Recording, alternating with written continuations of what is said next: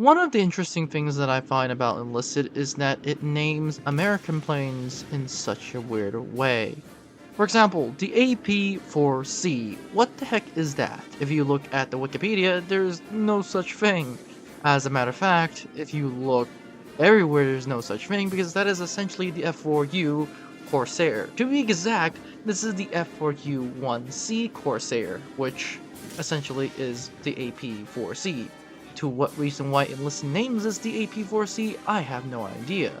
But let's start with what we know, and that is the stats, the history, and whether or not you should use it. This video has been made possible for the friends at Discord. If you haven't liked, subscribed, or joined the Discord, highly suggest that you do. And let's get started with the history. In 1938, the Navy sought a high-performance carrier-based fighter to surpass the F-2A and the Grumman F-4F, awarding the design to Vought. Vought's proposal featured the Pratt & Whitney R2800 engine and invented gull wing shape to accommodate a large propeller with a shorter landing gear. The prototype, called XF4U-1, armed with a machine gun, flew on May 29, 1940, achieving over 400 miles per hour. Said armament was then increased to 650 cals, and the cockpit was moved back due to a self-sealing fuel tank. The Navy ordered 584 F4Us in 1941, with the F4U-1s facing challenge due to carrier landings due to poor visibility, but provided it could land on carriers by 1943. However, it was initially sent to the Marine Corps for land-based operations. The carrier's debut was on February 1943 with mixed results. By March of 1944, it retrieved first kills, and throughout 1944 it saw extensive action in Pacific, including on Okinawa with various Marine squadrons. Around 965 Corsairs were built without carrier landings to simplify their design for land use. The Corsair excelled as a fighter-bomber starting in 1944, with Charles Lindbergh helping to maximize its payload capability. It then participated in battles such as Iwo Jima, Okinawa, with a BF-17 reinstalled tail hook for carrier landings during Ruble raid, and by April of 1944 improved landing gears allowed the Corsair to be carrier qualified.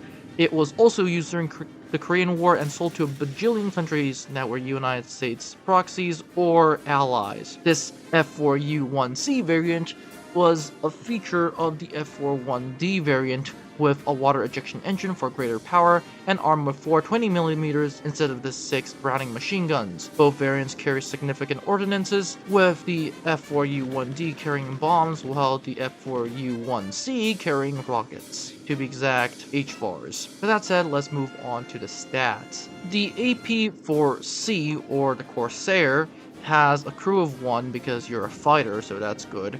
It has a 20mm cannons, to be exact. You have 4 20mm cannons, you have 8 HVAR rockets, you have a maximum speed of 699, a maximum climb rate of 19.1, and a best turn time of 18 seconds. Now, this is actually going to make it very good, and we're just going to go on to the verdict. And the verdict is use it.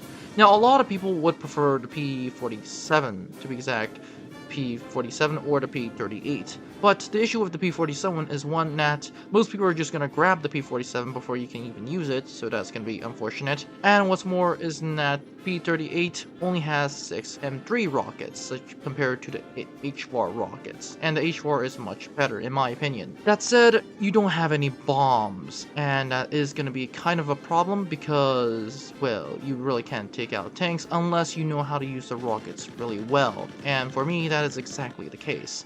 For one, to use rockets really well, I highly suggest that you don't fire them en masse, unless you don't know how to aim.